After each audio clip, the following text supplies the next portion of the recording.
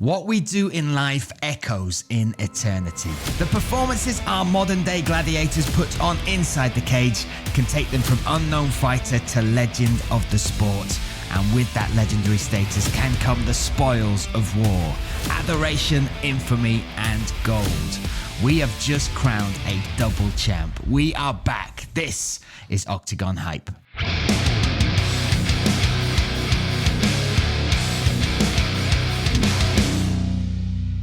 Welcome.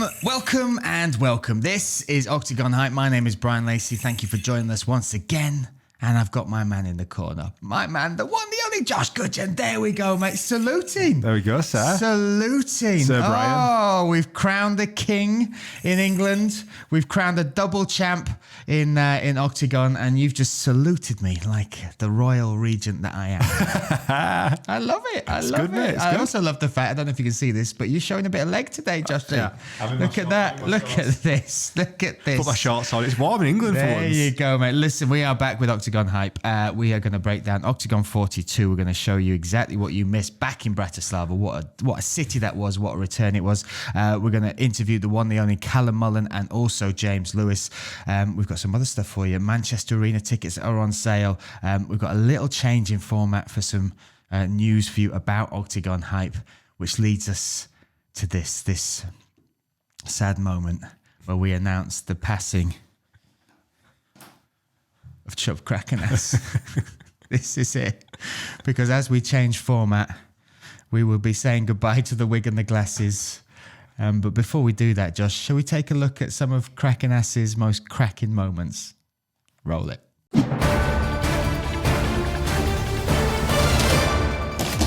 Welcome to Octagon News. My name is Krakenass. In Ostrava at the Octagon Time press conference, Pavel and Andre tried to spice up events by adding a tennis match to the proceedings.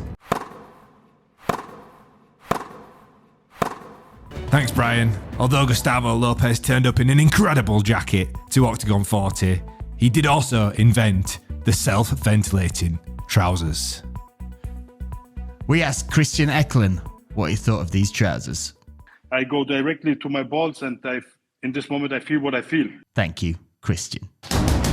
Oh, news just in. Carlos Vermola has had another fight announced. This time he'll be fighting the Amazon delivery driver. News just in. Carlos Vermola has had another fight announced. This time with the Starbucks lady that got his name wrong on the cup.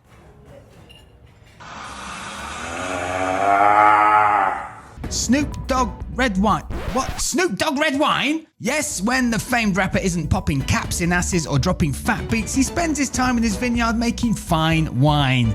Kohoot has taken inspiration from that and designed a full menu based on West Coast rappers. For starters, Tupac caviar, followed by his perfectly cooked steak washed down with Snoop wine. Bro, what are you talking about, man? And for dessert, creme brulee.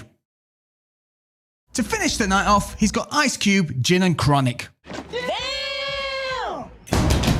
Stage to the Cage star Jake Quickerton is in a dispute with his builders as his newly installed underfloor heating was set too high. Left, right, left, right. That was Octagon News.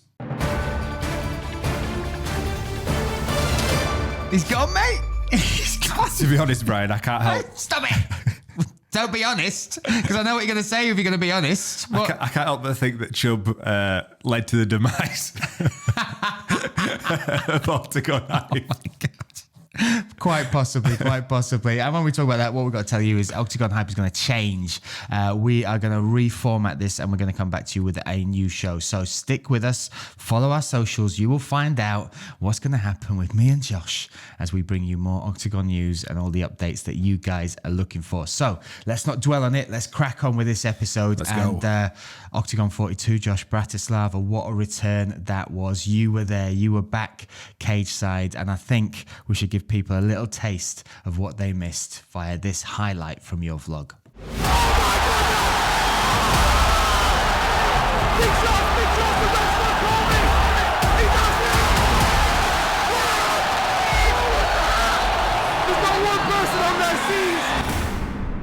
It was incredible, Josh, right? Electric. I can hand on heart say that was the wildest experience at an MMA event I've ever seen.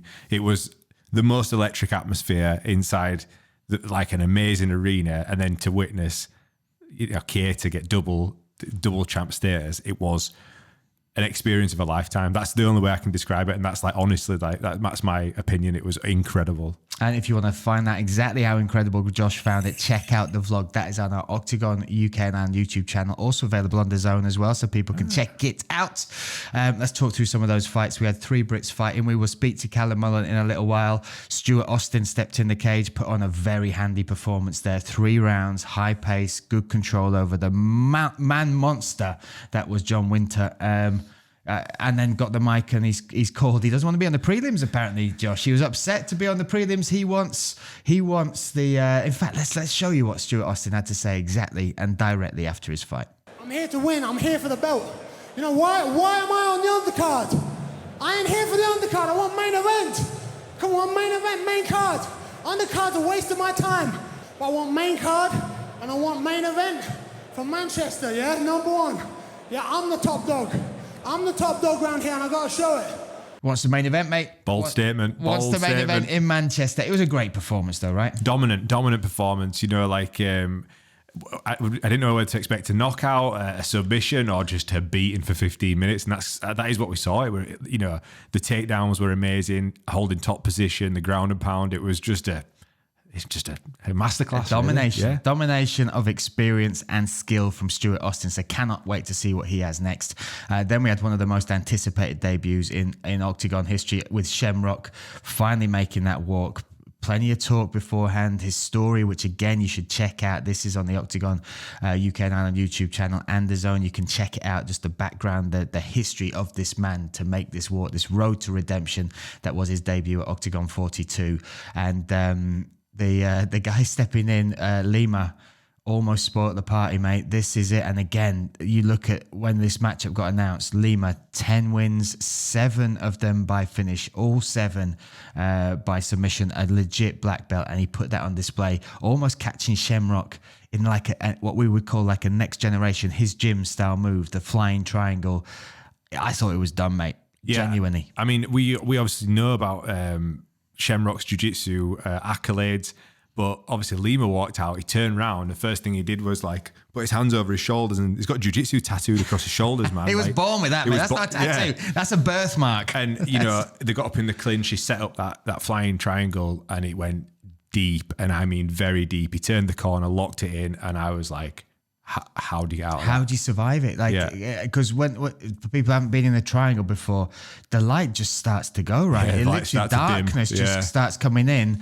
But the survival instincts of Shem, and again, it wasn't just that he had to survive. He got out the flying triangle somehow, some way. The armbar was in there as well. Yeah. Then there was multiple attacks. He was exhausted. And again, you're always chasing your breath. You're trying to get that blood back into the brain. But then rounds 2 and round 3, he came back and he got good takedowns, very good takedowns. Then the scorecards, it got to the decision, and the scorecards deemed it a 10-8 in the first round. It's a majority draw, so I think 1 or 2 of the judges called it a 10-8 in the first round, and some gave the third round to Lima, even though he was on his back for the activity, right, on his back, attacking with the submission attempts, like that. Shem was super upset. I'd say upset, but disappointed in that result. He felt he'd done enough to take the second and the third. Didn't feel that the first was a 10-8, but I mean, when it's in the hands of the judges, these things can happen. Absolutely, yeah. And you know, like for Shem to come back the way that he did, and he did dominate, you know, like he maintained top position, he got some good takedowns in the second and third round. It was, and he was exhausted. You know, like there's no getting around the fact that first round took it out of him, and we don't know how much of an effect that had, you know, like with the armbar attempts, you know, the triangle attempts, like what damage did he sustain? Like we didn't know during the fight. We probably still don't know now. But like he fought with honor and pride and just powered on through. Like showed a heart in spades, right? Yeah. Literally to get through that. He also had some back and forth with Cater at the press conference. That was continuing. Cater also mentioned him in his speech afterwards. But it's not a loss. It's a draw. So Shamrock still 8-1-1, still wants to get on that Manchester card, still wants to prove that he can be one of the best lightweights in this division across Europe. So that was one we will look out for to see what happens next with the one and only Shamrock. Chepo, Vlasto Chepo, Bratislava's own Vlasto Chepo. He took on Jon, and this young kid, 23 or 21 or 23, young. That's what I'll say, young. 6 wins, 6 finishes, 5 in the first round. Came out of the weigh-ins, drew a banana on Chepo, mate, in front of his Bratislava fans. Wasn't expecting that. No, we had a good laugh with that on the vlog. So I was stood with James Lewis and all his crowd. And when he pulled it out, we were like, well, I don't know about that. I don't know if that like quite in his head. You can imagine him in the background going, "This will look cool. This is gonna look amazing. Crowd's gonna go wild." And he pulled out a banana. Yeah, and it was silence. Yeah. Like, Listen, I'm gonna take you down with potassium. Listen, but the fight was incredible. Back and forth. Jon put it on Chepo to start with. Got, he as wild as he is, he's very technical. Got the takedowns as well. Sliced him open with some elbows, like a huge cut. Shout out to Marek, the cut man. What a guy that is to stem that bleeding and to keep that fight going. And it looked all but lost for Chepo. It was immediate. Like that slicing elbow came down and you could just see it just pouring out onto the canvas. And I was like, no way. Because when he walked out, the arena went mad for Chepo. Yeah. And then to see him on his back, take a shot like that, start bleeding, you know how much that'll compromise somebody, even just mentally. Like that blood going into your eyes, you can't see. Oh. But when he made a comeback. And he did make this comeback. The other thing with Chepo, he's never won a fight out of the first round. So all of his losses, and I think there's only 2 of them, have been when it's gone past the first round. Wow. So this was when you think the chips have even more stacked in the favour of Jon. Then Chepo did what he does. He's a monster, man. He's a gangster. When the guy came forward, he didn't back down. He bit down and came forward, caught him with it. It was like a forearm almost that wobbled him, and a jab followed him down. And then you heard the crowd. You heard the whole atmosphere change because they sensed the finish was close. Put the beating on him, got the finish. We went. In fact, let's have another look at exactly how we reacted to that. Oh, Chepo's got rocked. Chepo's been rocked. Oh,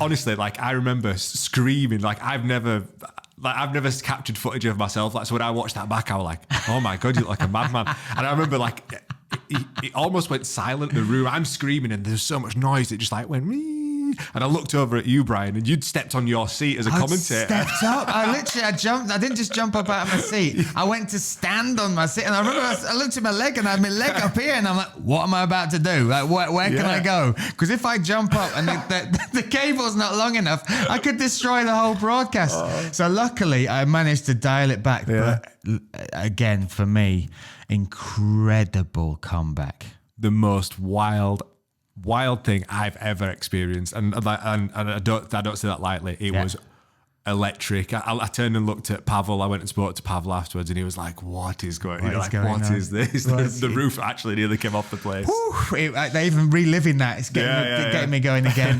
Look, that was Chepo. He gets that victory in Bratislava. That led to the moment where they had Mate Mone Peñas, who was supposed to fight Chepo on this card in this arena. He dislocated his elbow at All Stars gym training. It's a horrible video. They've got a picture of him like receiving treatment with his arm not looking like an arm, but he was cage side and he was set and ready. And again, how did Andre and Pavel do this? Because he was sat cage side, and not only did he step into the cage, say, "Look, I've turned down Dana White's Contender Series so that I can have the fight against you. We've got to deal with this business. We're going to deal with it in this arena in front of your fans." So they're coming back October 7th, Chepo versus Mate Mone Peñas. And they had that moment ready, and then the promo dropped straight afterwards. So they had the Peñas there, the promo set and ready, and it was inches away, millimeters away from not all falling into place, but somehow, some way it has, and that fight is set for our return to Bratislava. The second time we'll come back this year, October 7th. Can't wait to be back in the Andre Nepela Arena. We should give an honourable mention as well to one guy who we saw has been taken into the arms, the hearts, the minds of Octagon fans. Colorado's own Jeremy Kimball. From the start, when he got on the scales at the weigh-ins, the cheer was huge. The performance he put on was fantastic. He's now coming down from heavyweight. You had this at a catchweight of 104, and he's just put a warning shot across the bow of all light heavyweights saying, I'm back and I'm coming down. It's wonderful when you see, characters like this that have been in other promotions and not really caught fire suddenly find a home and suddenly catch, like I said, the hearts and minds of certain fans. Yeah, as soon as he stepped on the scales at the ceremonial weigh-ins and he drew out his guns, like we knew we had a star on our hands. And then he stepped in there, and like I joked, I called him the Kung Fu Panda on the vlog because Very brave. It could have landed either way. Luckily, he did comment and say he loved it, but. Throwing question mark kicks, the combinations, the athleticism, and he would pace, the pressure, everything. I mean, he looked unscathed, and he put a beating. Didn't he? Ruben Wolf, yeah. Like really, that referee could have stopped that quite a lot earlier, I think. Anyway, but he gets the win, he gets the victory. And speaking of victories, I believe there was 2 champions in this cage in the main event. Jakub Tikota stepped in on less than 2 weeks' notice to take on the one and only Lozen Keita, the undefeated Lozen Keita, for the interim featherweight title. What a guy Jakub Tikota was! He came up against Keita, and each time we see this man perform, it gets better and better. For me, he was as devastating as before, but what he's added to this game against Tikota was the patience, the will to wait, not force, especially when Tikota kept going to the ground.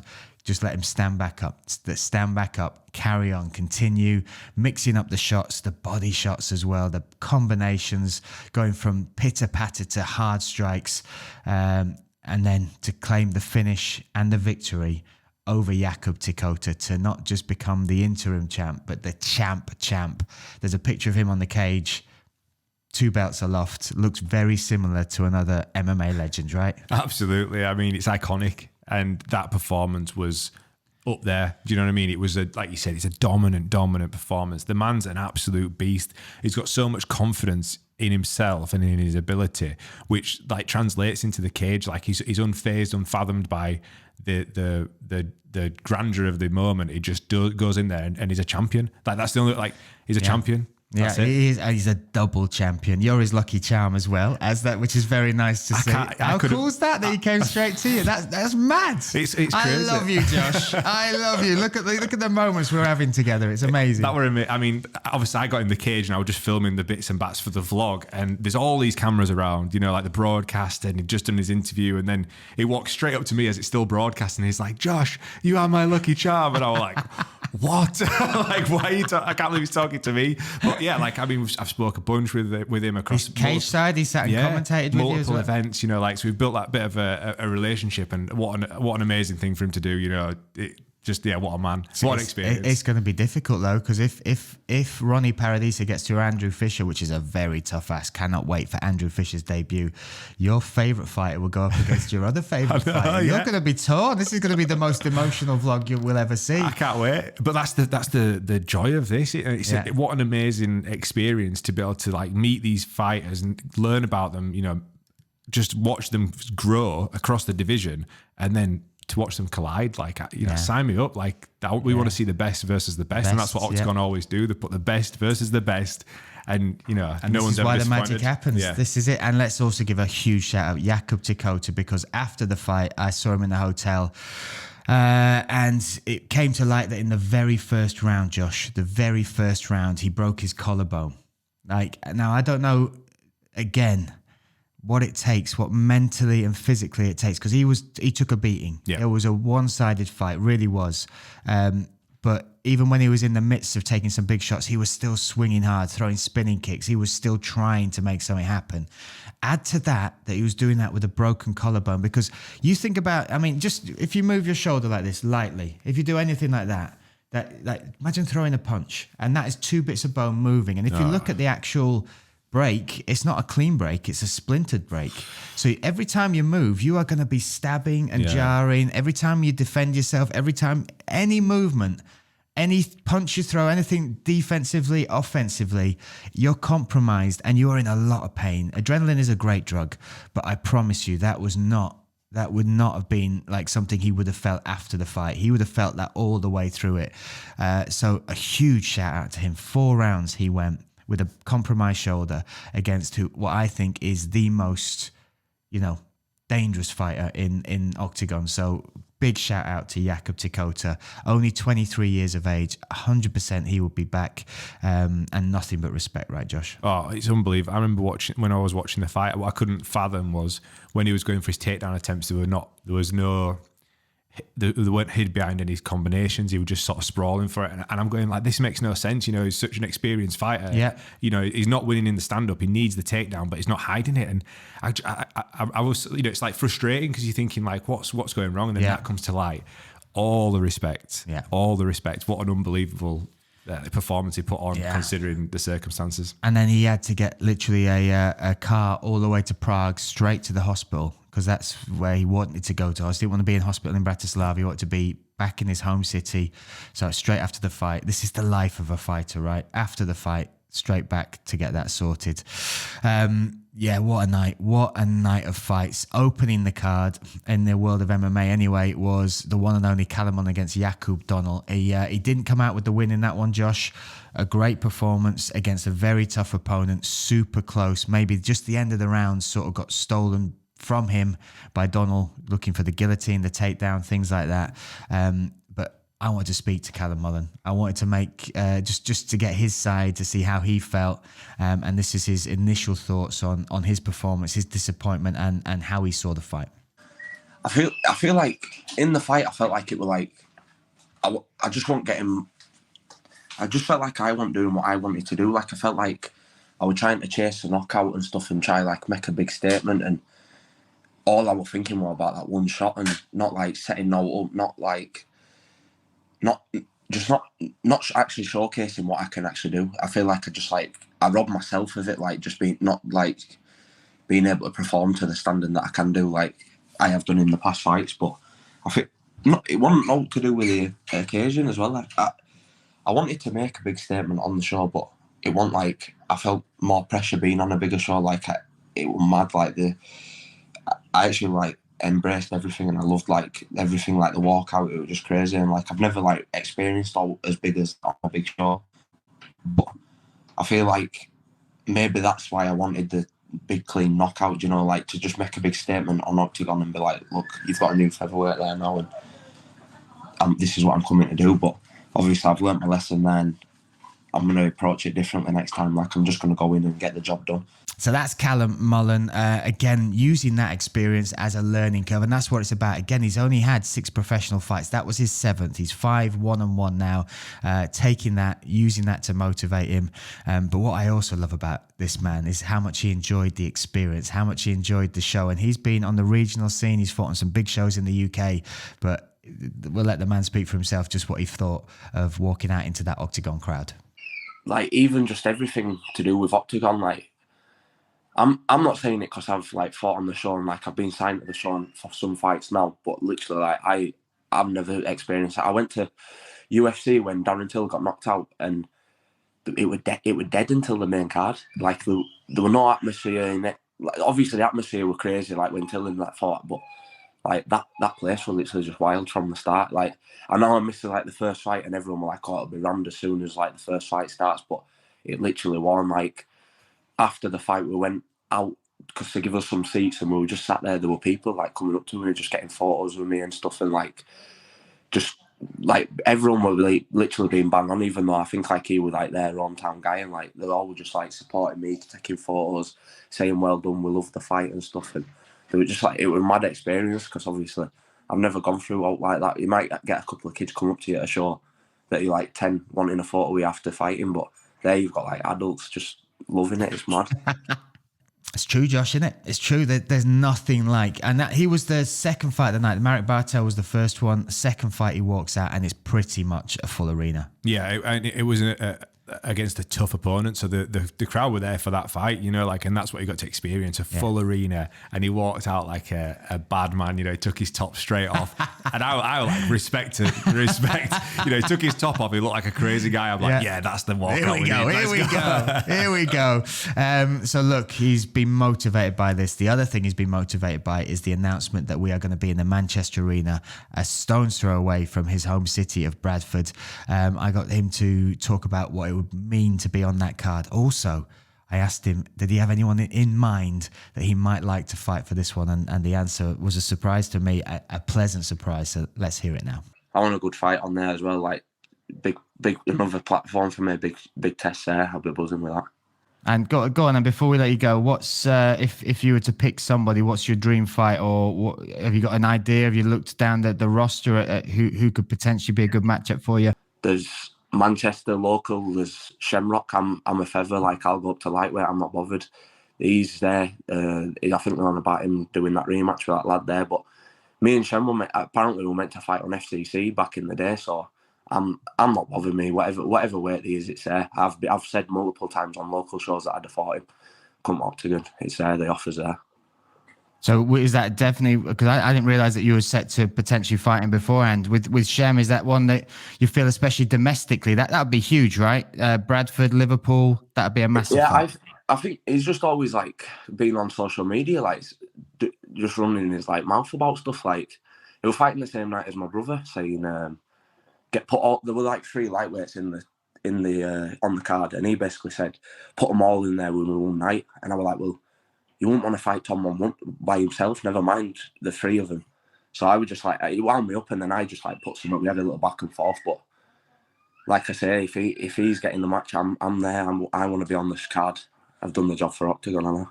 He wants that spot on Manchester Arena, but I didn't realise he was going to call out Shamrock, mate. Well, I'd heard pitter patter as we were at the event. Pitter-patter? You're going to call it pitter-patter? Because obviously they had, I think, been had a back and forth at some regional, like local shows in the UK. And then when he said that on the interview, I was like, that actually is an incredible fight. Domestically, yeah, it's amazing. It's an amazing fight, right? And there seems to be a little bit of bad blood going on there.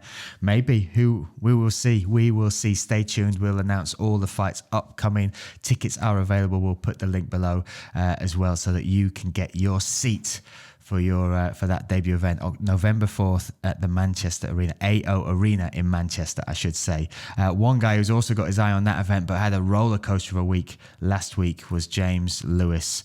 Didn't get to fight, did get to sit next to you. His opponent came out, Dom Schrober, as far as issues with the weight cut, had to get taken to hospital. Couldn't find him a replacement fight, but what we did find him was a replacement role, sat next to you doing the vlog, and he got to call Marek Bartel's fight. Marek Bartel fighting Ollie Magna, and I've seen on social media a few people link these two together, James Lewis and Bartel, for a potential fight. This is what Lewis thinks about that matchup. Yeah, this is sort of how it's come to my attention, really. Like, I keep getting tagged in, Lewis and Bartel would be a great fight, and I don't want these call-outs to come across the wrong way, because I've got a lot of respect for Marek Bartel. Like you've listed all his accolades, and as I say, him stepping up in weight, he's a gangster, I just think it'd be a great fight.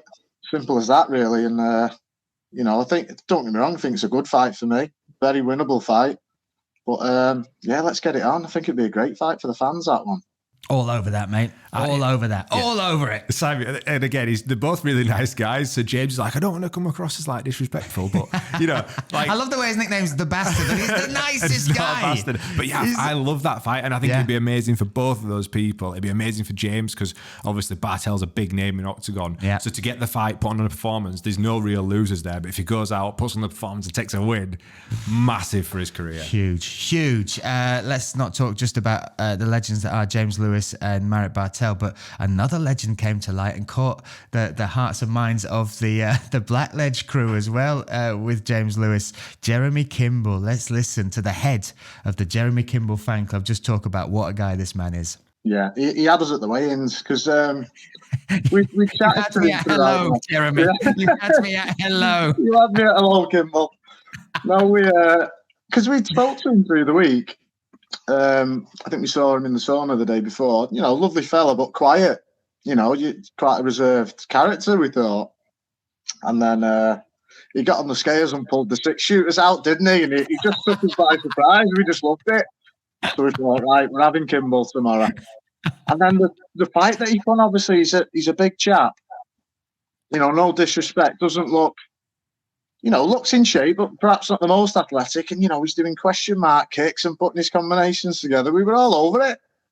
But yeah, Kimball, he's our boy. He's our boy in Octagon. Love it, mate. Love it. Love it. They truly did as well, right from the start. Oh, we're all over Kimball. Kimball's our guy right from the start. They love it. Like James and his team, clamping. All they did was talk about it. I had dinner with them. I spent a lot of time with them, and they couldn't stop talking about it as a fighter. Amazing.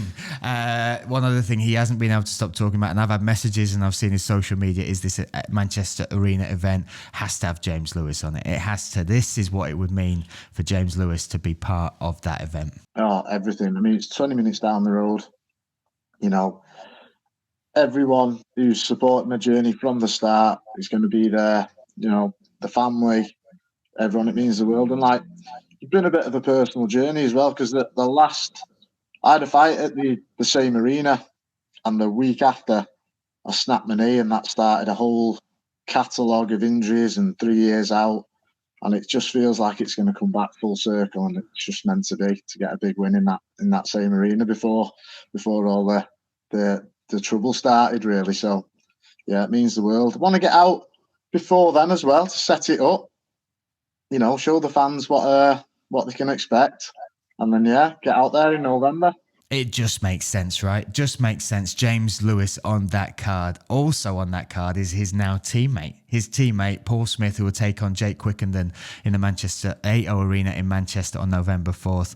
And he's been so close to him as far as preparation. He's seen exactly what this guy is sacrificing to make that walk in just a matter of months now. So let's just hear about James Lewis and his thoughts on Paul Smith.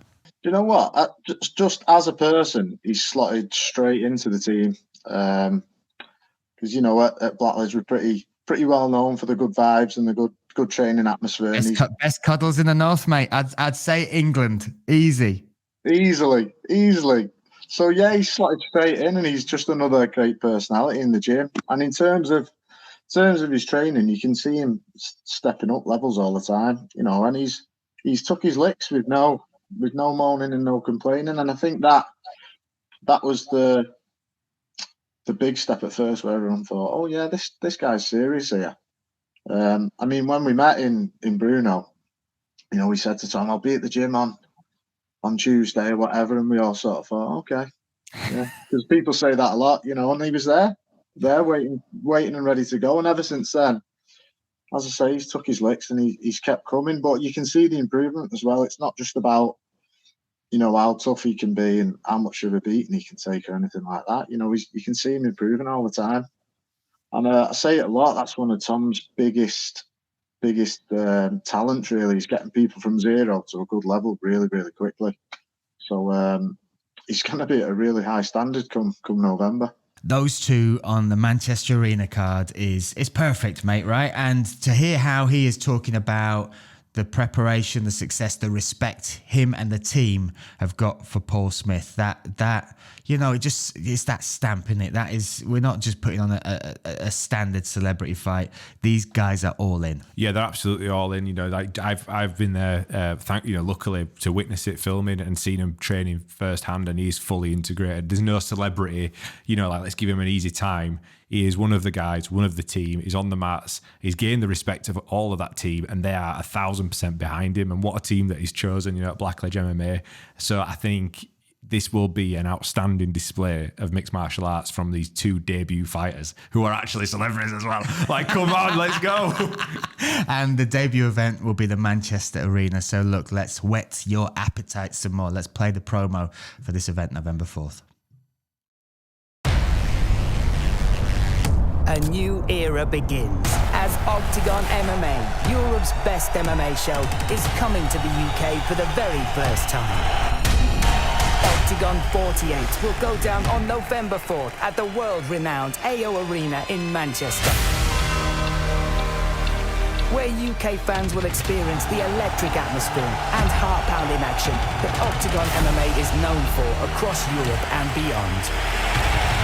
We will bring some of MMA's biggest names, plus a feature bout that puts two UK stars that nobody would expect to see inside the cage going head-to-head after 10 months of vigorous training. Ladies and gentlemen, Prague, one more time, Paul Smith! One of the UK's best comedians will take on reality TV superstar Jake Quickenham. This, the fight that many people have had their eyes on. You will see UK MMA's rising star, Liverpool's Shamrock. And one of the most well-known, most dangerous. This phenom has already racked up 8 victories before the time limit, with 7 of them in the very first round. And the cherry on top will be the grand finale of the MMA reality TV show, Octagon Challenge, England versus Ireland. After 2 months of the TV show, at this night in Manchester, the Octagon Challenge champion will be crowned. That's it! Great Britain, Octagon MMA is coming. November 4th at the AO Arena in Manchester. That's it, mate. It is out now. Tickets are on sale. You can grab them at ticketmaster.co.uk. Come to the AO Arena in Manchester. Witness an Octagon show. See what the difference is between this and other promotions, because that's what excites me. The fights are going to be great. The card, I already know they're building, and it's got some amazing surprises. But Josh, getting UK fans to experience an Octagon event will be, that's where I think the magic will happen. Yeah, I think that's when the pendulum's going to swing and people actually realise like what Octagon is about, because this is like, the show is absolutely unrivaled. When you step into that arena and you see the lights flying and that first guy walks out, the roof will get blown off and it'll be non-stop until the last man walks. It's going to be meant. I honestly can't wait. Let's go. Well, that's only a small event, mate. That's only a tiny event, because this month, May 20th, our next event, Octagon 43, is in the sold-out 20,000 seat Prague O2 Arena. That is for the rematch we've all been waiting for. The middleweight title fight between Patrick Kinsella and Carlos Famola is finally going to happen. These two will make that walk. Hopefully they will make weight. That is the question around Carlos Famola, and hopefully this grudge match will be settled. On top of that, we've got the game changer fights. We've got Alex Lahore taking on David Kozma. We've got Glissman versus Van Soyman 2. That's the second time they've fought. Glissman took the first one by Suliov stretch, and he feels like he can do the same. And we have got so much more, including the Butcher, the walk of Lee Chadwick against Robert Britchek. That will be on May 20th. You can check it out by going to octagon.tv, or you can go to DAZN and we will be live on there. My goodness, what a set of events we have. What a year this will be. You also need to stay tuned, because we've got some news about reformatting this show. Some magic we are going to sprinkle and bring your way. So from me and from Job Krakenass, Josh Gudgeon, see you next time.